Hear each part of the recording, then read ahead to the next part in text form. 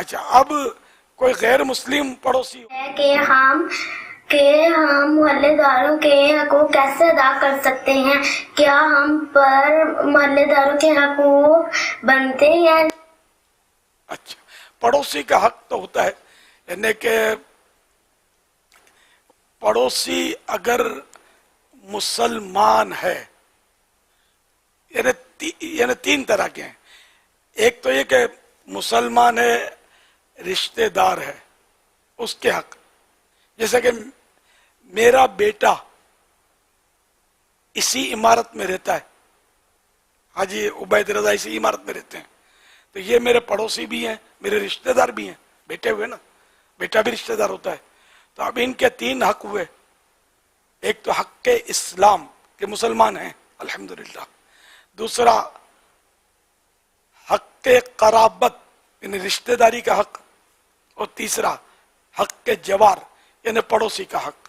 یہ تین حق ہوئے، اور جو رشتہ دار نہیں ہیں، جیسے نگران شورا بھی اسی عمارت میں رہتے ہیں، اب یہ پتہ نہیں رشتہ دار کہلائیں گے نہیں، ہیں بہت دور کے ویسے، لیکن شاید رشتہ داروں میں شمار نہ ہو، ذی رحم میں تو نہیں ہے، ذی رحم بھی ہوتے ہیں اور دوسرے رشتہ دار بھی ہوتے ہیں، تو خیر، تو ان کے تو کم از کم دو حقوق تو ہیں، حق اسلام اور حق جوار۔ اچھا، اب کوئی غیر مسلم پڑوسی ہو، اس کا بھی ایک حق ہوتا ہے، حق جوار یعنی پڑوسی ہونے کا حق۔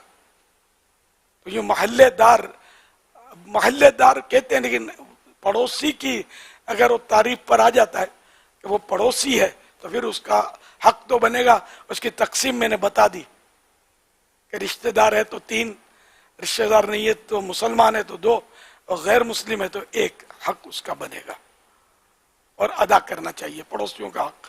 کچھ پکائے تو کچھ نہ کچھ ان کو دے، پھل لائے تو ان کے بچوں کو دے، اور اس طرح مطلب یہ نیاز کرے تو تھوڑی بہت نیاز ان کو بیچ دیا کرے، وقتاً فوقتاً کچھ نہ کچھ دیتا رہے، تو اس سے کیا محبت بڑھے گی۔